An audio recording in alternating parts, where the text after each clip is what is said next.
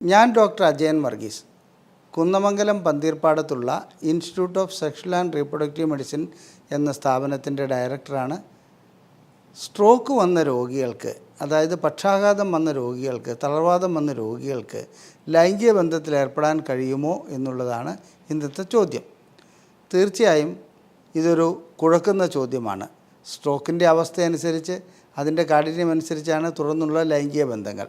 എന്നിരുന്നാലും ചെറിയ രീതിയിൽ സ്ട്രോക്ക് വന്ന വ്യക്തികളെ സംബന്ധിച്ചിടത്തോളം അത് റിക്കവറായി കഴിഞ്ഞതിന് ശേഷം സുഖമായി ലൈംഗിക ബന്ധത്തിൽ ഏർപ്പെടാൻ കഴിയുന്നുണ്ട്.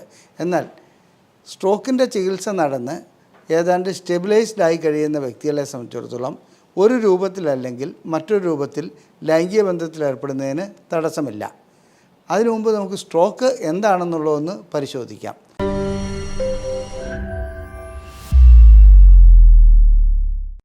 നമ്മുടെ തലച്ചോറ് അല്ലെങ്കിൽ മസ്തിഷ്കമാണ് നമ്മുടെ ശരീരത്തിൻ്റെ എല്ലാ ഭാഗങ്ങളെയും നിയന്ത്രിക്കുന്നത്.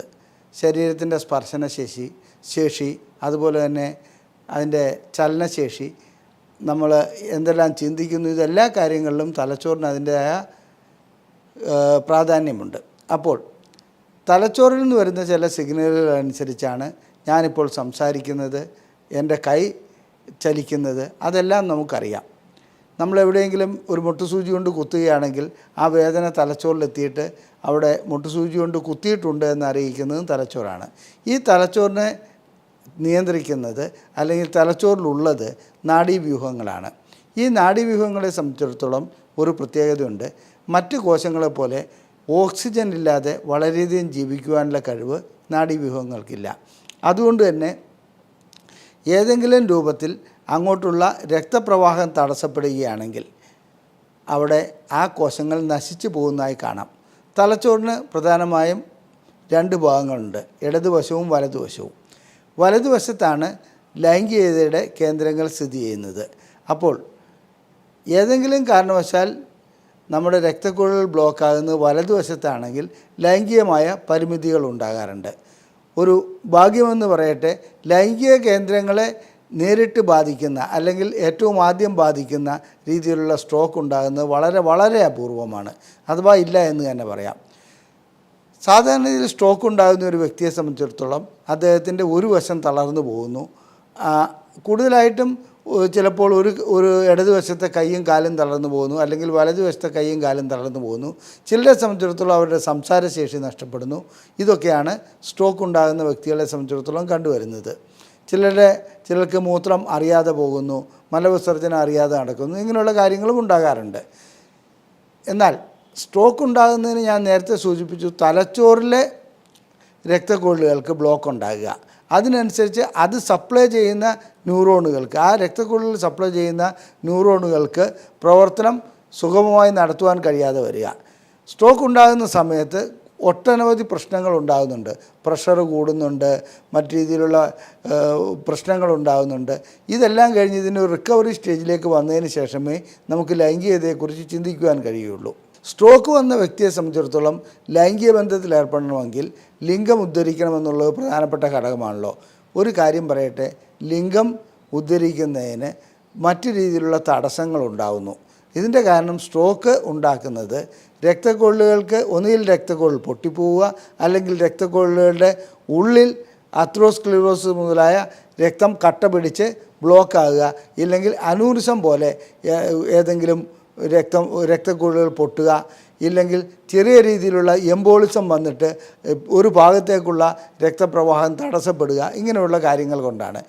എന്തു തന്നെയായാലും ശരി, രക്തപ്രവാഹം തടസ്സപ്പെടുന്നു എന്നുള്ളതാണ് സ്ട്രോക്കിൻ്റെ അടിസ്ഥാന ഘടകം. അങ്ങനെ രക്തപ്രവാഹം തടസ്സപ്പെടുന്നതിൻ്റെ ഞാൻ നേരത്തെ സൂചിപ്പിച്ച പോലെ ഏത് ഭാഗത്തേക്കാണോ അതിൻ്റെ എതിർഭാഗത്തുള്ള തലച്ചോറിൻ്റെ വലതുഭാഗത്തെ രക്തപ്രവാഹമാണ് തടസ്സപ്പെടുന്നതെങ്കിൽ ഇടതുഭാഗം തളരുന്നു, ഇടതുഭാഗത്തേതാണെങ്കിൽ വലതുഭാഗം തളരുന്നു. ലൈംഗികശേഷി നഷ്ടപ്പെട്ട് കഴിഞ്ഞാൽ ഇത് റിക്കവർ ചെയ്തെടുക്കണമെന്നുണ്ടെങ്കിൽ അദ്ദേഹത്തെ സംബന്ധിച്ചിടത്തോളം ഒന്ന്, ഈ ലൈംഗികശേഷി നഷ്ടപ്പെടുമ്പോൾ സ്വാഭിമാനം അല്ലെങ്കിൽ അദ്ദേഹത്തിൻ്റെ സെൽഫ് എസ്റ്റീം തകരുന്നു. അതുകൊണ്ട് തന്നെ വീണ്ടും ലൈംഗികമായി ബന്ധപ്പെടുവാൻ എനിക്ക് കഴിയില്ല എന്നുള്ളൊരു തോന്നൽ അനുഭവപ്പെടുന്നു. ഇതുകൂടാതെ ഇണയുടെ ഭാഗത്തു നിന്ന് ഇനി ലൈംഗിക ബന്ധത്തിലേർപ്പെട്ട് അല്ലെങ്കിൽ ഇത്തരം പ്രവൃത്തികളിലേർപ്പെട്ട് ഒന്നുകൂടി അസുഖം അധികരിപ്പിക്കേണ്ട എന്നുള്ള തോന്നലുണ്ടാകുന്നു. അതുകൊണ്ട് തന്നെ ലൈംഗിക ശേഷിയിൽ അനുഭവപ്പെടാനുള്ള അല്ലെങ്കിൽ ലൈംഗികശേഷി അധികരിക്കാനുള്ള അവസ്ഥയാണ് കൂടുതലായിട്ടും കണ്ടുവരുന്നത്. എന്നാൽ സ്ട്രോക്ക് വന്ന വ്യക്തികളെ സംബന്ധിച്ചിടത്തോളം ലൈംഗികശേഷി വീണ്ടെടുക്കുവാൻ ഒട്ടനവധി മാർഗങ്ങളുണ്ട്. അത് ഞാൻ സൂചിപ്പിക്കാം. എന്നാൽ ഇതിനു മുമ്പ് നമ്മൾ ചിന്തിക്കേണ്ട വിഷയം, എന്തുകൊണ്ടാണ് സ്ട്രോക്ക് വരുന്നത്? പ്രമേഹം കൂടുന്നതുകൊണ്ട്, പ്രഷർ കൂടുന്നതുകൊണ്ട്, കൊളസ്ട്രോൾ കൂടുന്നതുകൊണ്ട്, പിന്നെ സിഗരറ്റ് വലി, മദ്യപാനം, ഇങ്ങനെയുള്ള കാര്യങ്ങളെല്ലാം കൊണ്ടും സ്ട്രോക്ക് വരുന്നുണ്ട്. ഇതുകൂടാതെ ഈ കാലഘട്ടങ്ങളിലായി ചെറുപ്പക്കാരിൽ കണ്ടമാനം സ്ട്രോക്ക് രോഗം അനുഭവപ്പെടുന്നുണ്ട്. അതിൻ്റെ കാരണം അമിതമായിട്ടുള്ള കമ്പ്യൂട്ടർ ഉപയോഗമാണോ അല്ലെങ്കിൽ മൊബൈൽ ഉപയോഗമാണോ എന്നുള്ളത് പഠനം നടത്തി വരുന്നതേ ഉള്ളൂ. എത്രയൊക്കെ ആയാലും ശരി, പണ്ട് വൃദ്ധന്മാരിൽ കണ്ടുവന്നിരുന്ന ഈ അസുഖം ഇന്ന് ചെറുപ്പക്കാരിലും വ്യാപകമായി കണ്ടുവരുന്നുണ്ട്. അവരുടെ ഒരു 35 വയസ്സുള്ള ഒരു വ്യക്തിയെ സംബന്ധിച്ചിടത്തോളം സ്ട്രോക്ക് വന്നു കഴിഞ്ഞാൽ ലൈംഗിക ജീവിതം അല്ലെങ്കിൽ പിന്നെ ആ കുടുംബം തന്നെ തകർന്നു പോകുന്ന ഒരു അവസ്ഥ വരാം. അതുകൊണ്ട് സ്ട്രോക്ക് വന്ന വ്യക്തികളെ സംബന്ധിച്ചിടത്തോളം ഏതെല്ലാം രീതിയിൽ ലൈംഗിക ശേഷി വീണ്ടെടുക്കാമെന്നുള്ളത് ചിന്തിക്കുന്നതിന് മുമ്പ് എന്തുകൊണ്ടാണ് സ്ട്രോക്ക് വരുന്നതെന്ന് ഞാൻ കാരണങ്ങൾ പറഞ്ഞു. ഈ കാരണങ്ങൾ എല്ലാം തന്നെ ലൈംഗിക ശേഷി കുറയ്ക്കുന്നതാണ്. പ്രമേഹം ലൈംഗിക ശേഷി കുറയ്ക്കും, പ്രഷർ ലൈംഗിക ശേഷി കുറയ്ക്കും, അതുപോലെ തന്നെ ഹൃദ്രോഗം ലൈംഗിക ശേഷി കുറയ്ക്കും. ഇതുകൂടാതെ നമുക്ക് കൊളസ്ട്രോൾ ലൈംഗിക ശേഷി കുറയ്ക്കും. ഇങ്ങനെ ലൈംഗിക ശേഷി പിന്നെ നേരത്തെ സൂചിപ്പിച്ച സിഗരറ്റ് വലി, അതേ പുകവലി ലൈംഗിക ശേഷി കുറയ്ക്കും. അപ്പോൾ ഇത്തരം ലൈംഗിക ശേഷി കുറയ്ക്കുന്ന എല്ലാ ഘടകങ്ങളും കൂടിയാണ് സ്ട്രോക്ക് ഉണ്ടാക്കുന്നത്. അപ്പോൾ സ്ട്രോക്ക് ഉണ്ടാക്കിയതിന് ശേഷം നമ്മൾ ഇതിനെ ചികിത്സിക്കാൻ പോവുകയാണെങ്കിൽ എവിടെ ചികിത്സ തുടങ്ങണം? എല്ലാ അസുഖങ്ങൾക്കും ചികിത്സ നൽകേണ്ടതുണ്ട്. പ്രമേഹം നിയന്ത്രിക്കേണ്ടതുണ്ട്, പ്രഷർ നിയന്ത്രിക്കേണ്ടതുണ്ട്, അതുപോലെ തന്നെ ഹൃദ്രോഗമുണ്ടെങ്കിൽ അതിൻ്റെ പരാതി അതിനുള്ള ചികിത്സ നൽകേണ്ടതുണ്ട്. അതുപോലെ തന്നെ സിഗരറ്റ് വലിക്കുന്ന വ്യക്തിയാണെങ്കിൽ എനിക്കറിയാം, സ്ട്രോക്ക് വന്നതിന് ശേഷം വീണ്ടും സിഗരറ്റ് വലിക്കുന്ന വ്യക്തികളെക്കുറിച്ചറിയാം. അപ്പോൾ വീണ്ടും ഈ പ്രശ്നങ്ങളെല്ലാം അധികരിക്കും. അതുകൊണ്ട് തന്നെ അവരുടെ ലൈംഗിക ശേഷി വീണ്ടെടുക്കുക എന്ന് പറയുന്നത് ഒരു ഹിമാലയൻ ടാസ്ക്കാണ്. ആദ്യം ചെയ്യേണ്ട കാര്യം, ഈ ലൈംഗിക ശേഷി വീണ്ടെടുക്കുക എന്ന് പറയുമ്പോൾ രോഗങ്ങളെല്ലാം നിയന്ത്രണത്തിൽ വന്നു കഴിഞ്ഞാൽ ഇവരെ സംബന്ധിച്ചിടത്തോളം ഇവരുടെ ലൈംഗിക ശേഷി വീണ്ടെടുക്കാൻ കഴിയുന്നതാണോ ഇല്ലയോ എന്നുള്ളതിനുള്ള ടെസ്റ്റുകളുണ്ട്. അതായത് ഓഫീസ് സിഡ്നാഫിൽ ടെസ്റ്റുണ്ട്, അതുപോലെ ഫാർമക്കോളജിക്ക് ഇൻഡ്യൂസ്ഡ് പെനൈൽ ഇറക്ഷൻ ടെസ്റ്റ് അഥവാ പൈപ്പ് ടെസ്റ്റുണ്ട്. ഇത്തരം ടെസ്റ്റുകളെല്ലാം ചെയ്തതിന് ശേഷം ലൈംഗിക ശേഷി വീണ്ടെടുക്കാൻ കഴിയുമോ എന്നുള്ളത് നോക്കുക. അതിനുശേഷം ലൈംഗികമായി ബന്ധപ്പെടാൻ കഴിയുന്ന ഒരു അവസ്ഥ അല്ലെങ്കിൽ ഒരു ആംബിയൻസ് ഉണ്ടാക്കിയെടുക്കുകയാണ് വേണ്ടത്. പാർട്ട്ണറെയും അതായത് ഈ രോഗിയെയും കൗൺസിൽ ചെയ്യേണ്ട കാര്യമുണ്ട്. ലൈംഗിക ശേഷി യോട് ഭയപ്പാടോടുകൂടിയായിരിക്കും മിക്കപ്പോഴും പാർട്ട്ണർ ഡോക്ടർമാരെ സമീപിക്കുന്നത്. അല്ലെങ്കിൽ ലൈംഗികശേഷി ആവശ്യപ്പെട്ടാൽ ഏതെങ്കിലും കാരണം പറഞ്ഞ് ഒഴിഞ്ഞു മാറുന്ന ഒരവസ്ഥയാണ് പാർട്ട്ണറിൽ ഉണ്ടാകുക. അതിന് നാം തീർച്ചയായിട്ടും അവരെ വ്യക്തമായി കൗൺസിൽ ചെയ്ത് കാരണങ്ങൾ മനസ്സിലാക്കി കൊടുത്ത് തീർച്ചയായും ലൈംഗിക ബന്ധത്തിലേക്ക് തിരിച്ചു കൊണ്ടുവരികയാണ് വേണ്ടത്. ലൈംഗിക ബന്ധം വഴിക്ക് അവരുടെ സ്ട്രോക്കിൻ്റെ എന്നല്ല എല്ലാ അസുഖങ്ങൾക്കും ഒരു പരിഹാരമുണ്ടാക്കാൻ കഴിയും. ജീവിതത്തിന് തന്നെ ഒരു ഉണർവ് ഉണ്ടാക്കി കൊടുക്കുവാൻ ലൈംഗിക ബന്ധം വഴിക്ക് കഴിയും. ഇനി അടുത്ത ചോദ്യം, സ്ട്രോക്കിന് കഴിക്കുന്ന ഗുളികകൾ ലൈംഗിക ശേഷി കുറയ്ക്കുമോ ഇല്ലയോ എന്നാണ്. തീർച്ചയായിട്ടും സ്ട്രോക്കിന് കഴിക്കുന്ന ചില ഗുളികകൾ, പ്രഷറിന് വേണ്ടി കഴിക്കുന്ന ഗുളികകൾ, അങ്ങനെയുള്ളതൊക്കെ, അതായത് ഞാൻ പല വീഡിയോകളിലും സൂചിപ്പിച്ചിട്ടുണ്ട്, ബീറ്റാ ബ്ലോക്കേഴ്സ്, അതുപോലെ തന്നെ ഡയൂററ്റിക്സ്, ഇതെല്ലാം ലൈംഗികമായിട്ടുള്ള ശേഷി കുറയ്ക്കാറുണ്ട്. അതുകൊണ്ട് അത്തരം ഗുളികകളുണ്ടെങ്കിൽ അവരുടെ ഒരു പരിധി കഴിഞ്ഞാൽ അതിന് പകരം മറ്റു ഗുളികകൾ നൽകുവാൻ കഴിയുമെന്നുണ്ടെങ്കിൽ അത്തരം ഗുളികകൾ നൽകി അവരുടെ ലൈംഗിക ശേഷി വീണ്ടെടുക്കുവാൻ കഴിയും. എന്നാൽ ലൈംഗിക ശേഷി ഉണ്ടാക്കാൻ പറ്റുന്ന അല്ലെങ്കിൽ ഉദാഹരണം ഉണ്ടാക്കാൻ പറ്റുന്ന ഗുളികകളാണ് PD5 ഇൻഹിബിറ്റേഴ്സ്, അതായത് വയാഗ്ര ഗണത്തിൽപ്പെട്ട ഗുളികകൾ. അത്തരം ഗുളികകൾ അവർക്ക് നൽകുകയാണെങ്കിൽ തീർച്ചയായും അവർക്ക് ഗുണം ചെയ്യാറുണ്ട്. ഈ ഗുളികകൾക്കൊരു മറ്റൊരു പ്രശ്നം കൂടിയുണ്ട്. അതായത് സ്ട്രോക്ക് വന്ന വ്യക്തികളിൽ ഹാർട്ട് അറ്റാക്ക് കൂടി ഉണ്ടെങ്കിൽ അവർ ചിലപ്പോൾ സോർബിറ്റേറ്റ് അങ്ങനെയുള്ള ഗുളികകൾ കഴിക്കാറുണ്ടാവാം. അതായത് നൈട്രേറ്റ് അടങ്ങിയ ഗുളികകൾ. അവർക്കൊരിക്കലും ഇത്തരം ഗുളികകൾ നൽകുവാൻ കഴിയുന്നതല്ല. അതുകൊണ്ട് തന്നെ അവരുടെ ലൈംഗിക ശേഷി വീണ്ടെടുക്കുക എന്ന ലക്ഷ്യത്തോടുകൂടി ഏതെങ്കിലും ഗുളികകൾ നൽകുകയോ അല്ലെങ്കിൽ മെഡിക്കൽ ഷോപ്പിൽ പോയി ഗുളികകൾ വാങ്ങിക്കഴിക്കുകയാണെങ്കിൽ ചെയ്യുന്നതെങ്കിൽ ഇത് പ്രശ്നങ്ങൾ സൃഷ്ടിക്കും. അവർ ഏതെല്ലാം ഗുളികകളാണ് കഴിക്കുന്നത് അതിനനുസരിച്ച് ഏതെല്ലാം ഗുളികകൾ ലൈംഗിക ശേഷിക്ക് വേണ്ടിയിട്ട് ലൈംഗിക ശേഷി പരിഹരിക്കുവാൻ നൽകാമെന്നുള്ളത് പരിശോധിക്കേണ്ടതുണ്ട്. അത്തരം അവരുടെ കംപ്ലീറ്റ് മെഡിക്കൽ റെക്കോർഡ് എടുത്തിട്ട് പരിശോധനകൾ നടത്തിയിട്ട് സ്ട്രോക്ക് വന്ന വ്യക്തികൾക്ക് ലൈംഗിക ശേഷി വീണ്ടെടുക്കുവാനുള്ള ഗുളികകൾ നൽകുകയാണ് ചെയ്യുന്നത്.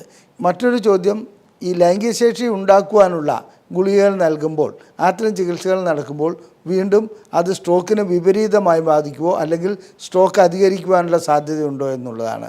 സാധാരണഗതിയിൽ അങ്ങനെയൊന്നുമില്ല.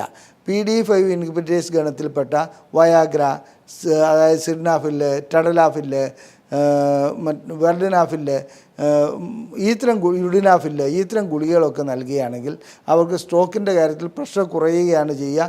വീണ്ടും പ്രശ്നങ്ങൾ ഉണ്ടാകാതിരിക്കാനുള്ള സാധ്യതയാണുള്ളത്. സൂക്ഷിച്ച് കൈകാര്യം ചെയ്യണമെന്ന് മാത്രം. അതായത് സോർബിറ്റേറ്റ് ഗുളികകളുടെ കൂട്ടത്തിൽ ഇത് കൊടുക്കരുതെന്ന് മാത്രം. ഇനി ഇത് പരാജയപ്പെടുന്ന വ്യക്തികളെ സംബന്ധിച്ചിടത്തോളം നമുക്ക് ഇൻട്രാ കാവേണസ് ഇഞ്ചക്ഷൻ നൽകാൻ പറ്റും. അതായത് ലിംഗത്തിലേക്കൊരു ഇഞ്ചക്ഷൻ ചെയ്യുക. ഈ ഇഞ്ചക്ഷൻ ചെയ്യുന്നതോടുകൂടി അവരുടെ ലിംഗത്തിലേക്കുള്ള രക്തപ്രവാഹം കൂടുകയും ലിംഗം നല്ല ദൃഢതയോടുകൂടി വരികയും ചെയ്യും. അങ്ങനെ ആ ഇഞ്ചക്ഷൻ ചെയ്ത് അവരുടെ ലിംഗത്തിലുള്ള ബ്ലോക്ക് നീക്കുകയാണെങ്കിൽ, ചെറിയ രീതിയിൽ ബ്ലോക്ക് നീങ്ങാറുണ്ട് ഇഞ്ചക്ഷൻ ചെയ്യുന്നതുകൊണ്ട്, അങ്ങനെ ബ്ലോക്ക് നീക്കുകയാണെങ്കിൽ അവരെ സംബന്ധിച്ചിടത്തോളം അതൊരു പുതിയൊരു അനുഭവമായി മാറും. ആ രീതിയിൽ ചികിത്സ നടത്തി അവരുടെ ലൈംഗിക ശേഷി വീണ്ടെടുക്കുന്നതുകൊണ്ട് ഒരു കുഴപ്പവുമില്ല. എന്നാൽ സ്ട്രോക്ക് വന്ന വ്യക്തികളെ സംബന്ധിച്ചിടത്തോളം മൂത്രം പോകുവാനായി ട്യൂബ് ഇട്ടിരിക്കുക, അതുപോലെ തന്നെ മറ്റ് പ്രശ്നങ്ങളുണ്ടാകുക, ഒരു രീതിയിലും ചലനശേഷി സാധിക്കാതെ വരിക, ഇത്തരം വ്യക്തികൾക്കൊന്നും ലൈംഗിക ബന്ധത്തിൽ ഏർപ്പെടുവാൻ ചികിത്സ പരിപൂർണമാകുന്നവരെ സാധിക്കാതെ വരാറുണ്ട്. അതുകൊണ്ട് അത്തരം വ്യക്തികളെ സംബന്ധിച്ചിടത്തോളം നമ്മൾ ലൈംഗിക കാര്യങ്ങൾക്കല്ല പ്രാധാന്യം നൽകേണ്ടത്, അവരുടെ ഈ അസുഖം ഒരു നോർമൽ ലെവലിലേക്ക് കൊണ്ടുവരിക എന്നുള്ളതിനാണ്. നോർമൽ ലെവലിലേക്ക് കൊണ്ടുവന്നതിന് ശേഷം ഏത് രീതിയിലുള്ള ചികിത്സയാണ് വേണ്ടതെന്ന് സെക്സോളജിസ്റ്റ് തീരുമാനിക്കും. ആ രീതിയിൽ ചികിത്സ നൽകി സ്ട്രോക്ക് വന്ന വ്യക്തികൾക്കും ലൈംഗിക ജീവിതം നമുക്ക് വീണ്ടും നൽകുവാൻ കഴിയും. അങ്ങനെ ലൈംഗിക ജീവിതം നൽകുന്നത് വഴിക്ക് ആ കുടുംബത്തിലൊരു സ്വസ്ഥത ഉണ്ടാകുന്ന അവസ്ഥ വരാറുണ്ട്. ലൈംഗിക പ്രശ്നങ്ങളെക്കുറിച്ചുള്ള 3 ചോദ്യങ്ങൾക്ക് ഞങ്ങൾ സൗജന്യമായി മറുപടി നൽകാറുണ്ട്. നിങ്ങളുടെ സംശയങ്ങൾ ഈ കാണുന്ന നമ്പറിൽ വാട്സപ്പ് ചെയ്യുക. ISRM എന്ന് ടൈപ്പ് ചെയ്ത് അയക്കുകയാണെങ്കിൽ ഞങ്ങളുടെ ലഘുലേഖകൾ നിങ്ങൾക്ക് സൗജന്യമായി അയച്ചു തരുന്നതാണ്. ലൈംഗികമായിട്ടുള്ള എല്ലാ രോഗങ്ങൾക്കും സ്ത്രീ പുരുഷ ഭേദമന്യേ ചികിത്സ നൽകുന്ന ഒരു സ്ഥാപനമാണ് ISRM. ഞങ്ങളുടെ നമ്പർ ഇവിടെ കൊടുത്തിട്ടുണ്ട്. ആ നമ്പറിൽ വിളിച്ച് നിങ്ങൾക്ക് ചികിത്സയുടെ ആവശ്യത്തിനോ നിങ്ങൾക്ക് ലൈംഗികമായുള്ള സംശയങ്ങൾക്കോ വാട്സപ്പ് വഴി കോൺടാക്റ്റ് ചെയ്യാവുന്നതാണ്. ഞങ്ങളുടെ ഈ വീഡിയോ നിങ്ങൾക്ക് ഇഷ്ടപ്പെട്ടുവെങ്കിൽ നിങ്ങൾ ലൈക്ക് ചെയ്യുക, ഷെയർ ചെയ്യുക, അതുപോലെ തന്നെ ഞങ്ങളുടെ ചാനൽ സബ്സ്ക്രൈബ് ചെയ്യുക. നിങ്ങളുടെ സുഹൃത്തുക്കൾക്ക് ഇത്തരം രോഗങ്ങൾ ഉള്ള ഏതെങ്കിലും സുഹൃത്തുക്കളുണ്ടെങ്കിൽ അവർക്ക് ഇതിൻ്റെ ലിങ്ക് അയച്ചു കൊടുക്കുക. നന്ദി, നമസ്കാരം.